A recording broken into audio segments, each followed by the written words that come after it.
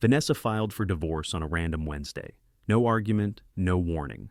Just a process server showing up at my office in downtown Denver, handing over papers in front of my entire team. 12 years of marriage reduced to a legal document with two words that hit harder than any betrayal: irreconcilable differences. But that wasn't the worst part. She wanted 70% of everything. Said her interior design firm was the real success in this marriage, that it was her turn to thrive, and that I had only been holding her back. What she didn't know was that I had documented every single dollar I poured into her business, from her tuition to her showroom launch to the marketing campaigns she now took credit for. She thought she was walking away at her financial peak, but I had already seen what was coming, for her, and for the luxury market she had staked everything on. Have you ever been betrayed right when you thought life was stable? Ever watched someone try to erase the years you spent building them up? Let me know in the comments. What would you have done in my shoes? And if you've ever been underestimated, this story is for you. Subscribe to Revenge with Max for true stories of betrayal, justice, and the kind of revenge that doesn't need to raise its voice. My name is Thomas Blackwell. I'm 40 years old, a financial advisor based in Denver, Colorado. For most of my adult life, I've believed in logic, in long-term thinking, and in the power of compounding, not just with money, but with relationships. When I met Vanessa, she was 25 and full of creative energy. She had a passion for interior design, but no clear path. I was already a few years into my career, stable, focused, and, if I'm honest, probably a little too structured for someone like her. But something about her spark made me feel alive again. We married 2 years later. She went back to school, and I paid for it. When she wanted to start her own design business, I helped her create the LLC, build the website, set up her accounting system.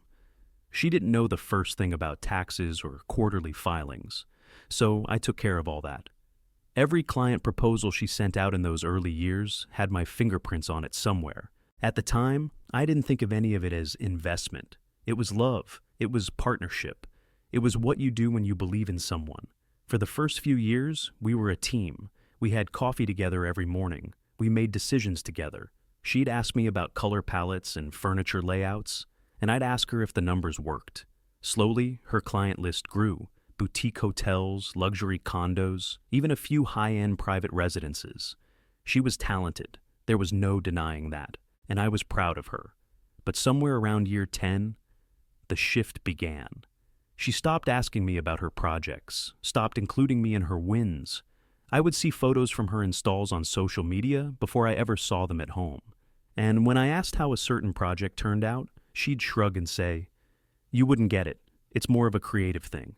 I started feeling like a stranger in my own house, like the man who built the foundation but wasn't welcome at the grand opening. To make things worse, her attitude toward money changed. She used to be frugal, cautious. Now she was booking spa weekends with her assistant, leasing a luxury SUV and hosting influencer events with catered chefs and mood lighting. When I mentioned budgeting, she rolled her eyes. "It's called branding, Thomas. You wouldn't understand." I should have seen it coming.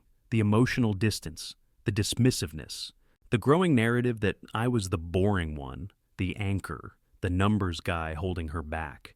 But part of me still believed in her, still remembered the version of us that worked. Then the divorce papers hit. No conversation, no counseling, no second thoughts. Just a list of demands, chief among them, 70% of our assets. Her justification, that her business now out-earned mine, that she had a brand, and that I, the man who had funded her rise, was no longer relevant in her story.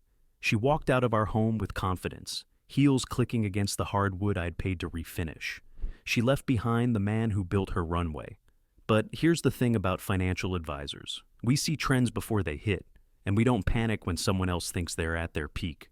We plan, we prepare, and when the storm comes, we're already in position. And Vanessa? She had no idea what was about to happen next. The first sign that Vanessa had been planning this for longer than she admitted wasn't the timing, it was the precision. The papers were airtight, filed in a jurisdiction that favored her claims, backed by a valuation of her company that inflated her projected revenue by nearly 40%. She even had a forensic accountant attached to her case, arguing that her brand value couldn't be quantified. So she deserved more than half. It wasn't just a split, it was a surgical strike, and I started connecting the dots. She'd begun distancing herself from me emotionally well over a year ago. She had shifted all her business banking to a firm I didn't use. She'd even transferred her company registration to her maiden name months before the divorce was filed. None of it had felt suspicious at the time, just a woman asserting her independence. But now it looked like she'd been preparing to erase me from the narrative all along. I didn't respond emotionally, didn't rant, didn't call friends or family to trash her name. Instead, I did what I always do when something doesn't add up. I audited. I started with our joint investments, backtracked every fund transfer I'd made over the years. I pulled up old emails where Vanessa thanked me for covering her startup costs, emails where she referred to the money as a business loan and promised she'd repay it tenfold. I had those archived, all of them. I traced every wire transfer I'd made to her accounts, found records of me paying for her first showroom lease, her photography sessions, her branding consultants, even her assistant's salary for the first year. She had treated those expenses like gifts. But they weren't gifts. They were investments. And I had the documentation to prove it. Then I took a closer look at her business, not the part she flaunted online, the curated spaces, the styled shoots, the designer hashtags, but the actual financials. And that's when I found the hidden account. Buried behind a shell LLC was a separate bank account, where she had been funneling direct client payments without reporting them to her primary books. It was clever, deceptive, but not invisible. Because what she didn't realize was that one of her early design assistants had reached out to me 6 months prior, asking for help reviewing a weird 1099 she'd received. That 1099 led me to the LLC. That LLC led me to the hidden account. And that account, well, it told a very different story than the one she had submitted to the court. I wasn't finished. Her business partner, Mia, was someone I had helped negotiate contracts with early on. We'd had dinner together multiple times when Vanessa was just getting started. So I called Mia. We met for coffee in a quiet part of town, and when I told her what was happening, she didn't look surprised. "She's been hiding money for months," Mia said quietly. "She wanted to show a dip in revenue before the divorce so she could argue for higher support, but she was still taking new clients, just cash or a direct deposit, nothing that would hit the formal books." I asked if she'd be willing to talk to my attorney. She nodded. And then, just when I thought I'd uncovered everything, I got a phone call from a former client of Vanessa's, a developer. He was furious.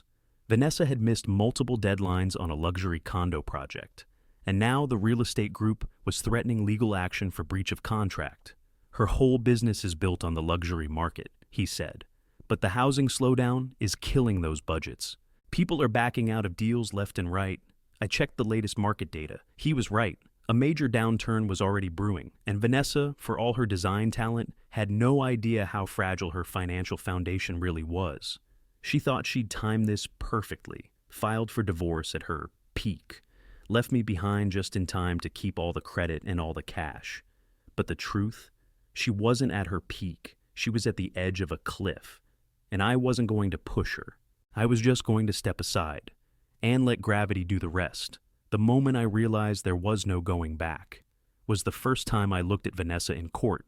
She didn't glance at me, didn't acknowledge 12 years of marriage. She just sat there with her lawyer, dressed like she was posing for a magazine cover, flipping through paperwork like it was a business meeting. No trace of the woman I'd supported through her entire rise. No trace of doubt. Just cold strategy. Her attorney led with the narrative that Vanessa had built her firm from nothing, that she now held high-profile clients and press coverage, that her income had surpassed mine, and that her branding deserved legal recognition as a separate entity, immune to marital claims. I let them talk, every embellished figure, every exaggerated independent success. Then I handed my attorney a folder, label, contributions, contracts, and acknowledgments. Inside were 12 years of receipts, literally. Bank transfers, check images, invoices I had paid directly to her vendors. Even an old email thread between Vanessa and her first contractor, thanking me for making her dream business possible. Her face didn't change. Not right away. Then came the second folder. This one labeled secondary account activity and false reporting. Her lawyer tried to object, said it was irrelevant, but the judge raised an eyebrow. Because the financials showed a very different story from the tax filings her team had submitted. And the hidden account wasn't just a bookkeeping oversight, it was fraud. But I wasn't there to humiliate her. I wasn't even there for revenge. I was there for recognition, for fairness. I asked the court for two things. First, a financial audit of the business she claimed I had no share in, using documentation of my original investments. Second, that her company be treated not as a separate personal asset, but as a jointly developed venture. I had all the emails, even her text from 5 years ago saying, "Technically it's ours, but I want it in my name so it looks stronger to clients." Technically, ours. The court took it seriously, because this wasn't a battle of feelings anymore. It was data, and data doesn't lie. Vanessa's confidence started to falter. She began whispering to her lawyer, flipping through her files, searching for a way to spin it. Then came the turning point. Mia, her former partner, testified via video, confirmed the cash clients, confirmed the strategic underreporting, confirmed that Vanessa had intentionally deflated revenue projections to make herself look less liable during the divorce. Her lawyer tried to claim Mia had a grudge, but Mia had nothing to gain. She'd already moved on to another firm. Then the judge looked at Vanessa and said the words that changed everything. "You may have built a business, but you didn't build it alone, and you can't erase that with strategy." The final ruling? Vanessa had two options. Either buy out my documented investment in her company at market value, or accept me as a silent equity partner entitled to profit share until the full investment was repaid. She chose the buyout. Didn't want my name anywhere near her brand. But here's the twist. The valuation was based on the inflated numbers her own team submitted at the beginning of the case, not the hidden account numbers, not the downturn projections. In other words, she had to pay me based on the peak she thought she'd timed perfectly, not the actual unstable position she now found herself in. When court adjourned, she brushed past me like I didn't exist. No apology, no thank you, just quiet fury. But I didn't need her to say anything, because I knew what came next. She'd just signed a check for more than her business could afford during the opening weeks of a luxury real estate collapse. And I just walked out of court with everything I needed: the truth, the paper trail, and peace. There was no going back now, not for her, and definitely not for me. After the ruling, I didn't celebrate. I didn't gloat. I went home, sat in my kitchen, poured a glass of water, and exhaled for the first time in months. But the real move hadn't happened in the courtroom. That was just the setup. The execution came quietly, deliberately. Because the truth is, Vanessa hadn't just hurt me. She'd over-leveraged herself. She'd believed the hype around her brand, believed the market would keep rising, believed she could outmaneuver me without consequences. But I knew what was coming. I'd seen the housing data. Luxury builds were being delayed, budgets were shrinking, developers were pulling back. And her business, glamorous as it looked on social media, was entirely dependent on high-end property trends. She'd built everything on sand, thinking it was marble. 3 weeks after the court decision, I got a call. It was Vanessa. She didn't use her usual tone. No confidence, no edge, just quiet. "Thomas, can we talk?" I agreed to meet her at a neutral cafe. She looked different. No makeup, no designer bag, no posture of control. She sat down and said it plainly. "I need help."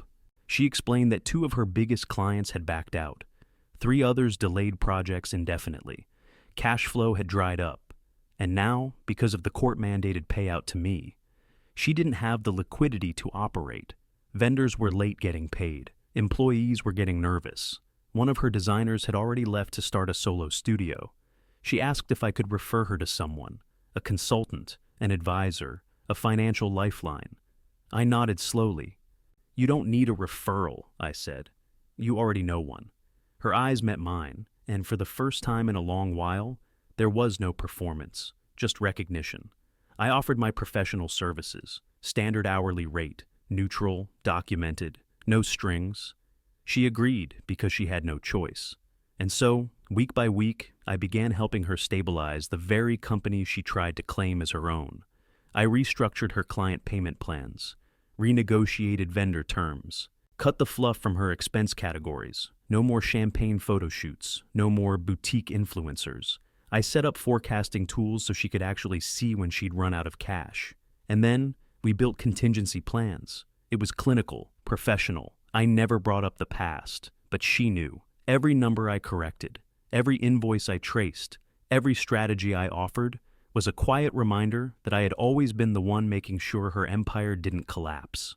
She had built the facade, but I had built the structure, and now she was paying me to keep it standing. A few months in, she tried to apologize. "I didn't know how much I'd relied on you," she said. I nodded. "You still don't," I replied.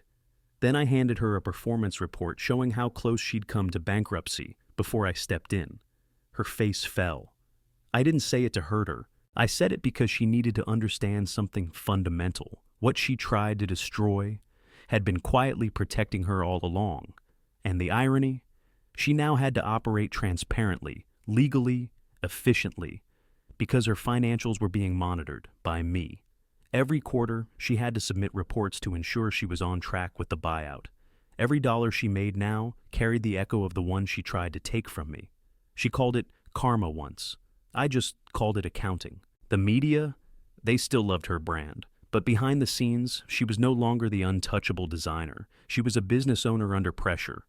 And I was the silent name in her books. No spotlight, no public revenge. Just quiet, calculated positioning. And the best part? She never saw it coming. Because the kind of revenge I believe in doesn't come with fire and fury.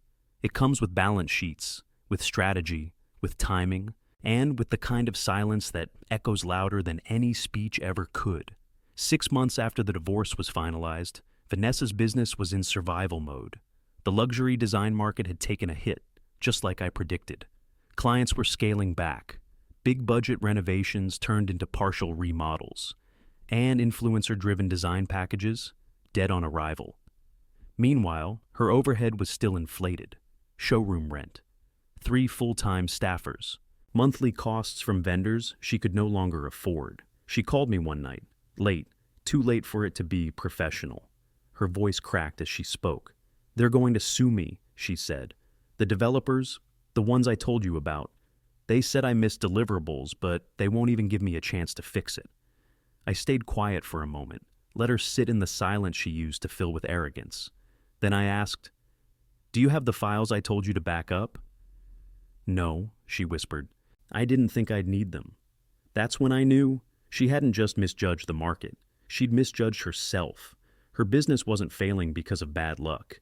It was failing because she had no idea how to build without pretending everything was perfect.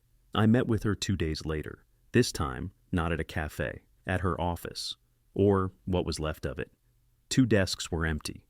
The reception space that used to smell like curated candles and fresh orchids now reeked of stress. I sat across from her while she explained the full picture. She owed back pay to her assistant. 2 vendors had sent legal notices. And her business credit line, frozen, because the bank flagged erratic spending patterns and late payments. She stared at me, no longer the woman who filed for divorce in designer heels and a practiced smile. Now she was just Vanessa, overworked, overwhelmed, out of moves. I opened my folder and slid a document across the table. "What's this?" she asked. "A revised transition plan," I said. "You follow this, and you might keep your business. You ignore it, and you're done by next quarter." She flipped through it, her eyes darting over the bolded lines. Expense restructuring, vendor renegotiation strategies, asset liquidation options, cash preservation models. It was detailed, aggressive, brutally honest. She blinked. "You did all this for me?" "No," I said. "Not for you. For the structure I once helped build. I'm just making sure it doesn't collapse out of pride." She didn't argue. For the first time, Vanessa followed instructions. She cut her payroll, downsized her studio, switched to remote contractors, let go of vanity press obligations. And I watched quietly from the outside, not as a husband, not as a partner, as a consultant, paid by the hour, tracked, invoiced, and tax deductible. She was forced to face reality, to work within constraints, to become the very thing she once mocked, disciplined, structured, deliberate. A few weeks in, she texted, "Thank you. I wouldn't have survived without your help."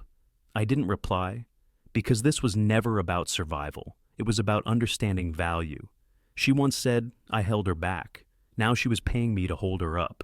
She once claimed I didn't understand branding. Now I was teaching her how to run a business in an unforgiving market. And she once tried to erase me from her story. Now I was the only reason that story still had a second chapter. Let me be clear. I never sabotaged her. Never badmouthed her to clients. Never blocked her growth. All I did was let the numbers speak. Let the market speak. Let her choices catch up to her. And when they did, I was already standing exactly where I needed to be. Stable, ready, unmoved. One evening, after a full day of working through another crisis she'd created, she looked at me and said, "You're not the man I thought you were." I smiled. I never was. Because the truth, she never knew who I really was, and now she never will. She'll only ever know the version of me that shows up, does the work, and sends the invoice.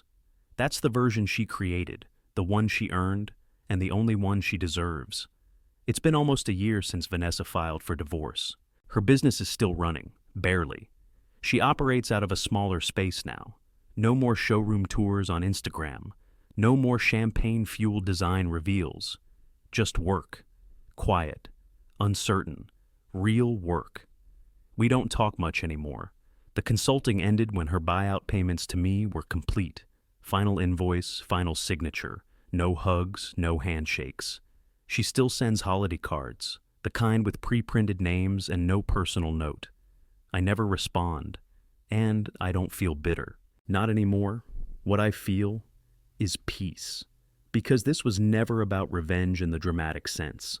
There were no screaming matches, no social media posts, no petty retaliation, just facts, preparedness, and timing. I didn't burn her world down. I just let her light the match, then quietly stood outside with the insurance policy. What she called independence was leverage. What she thought was power was borrowed momentum. And what she never saw coming was me. Because while she plotted her exit, I was building a landing, not for her, for myself.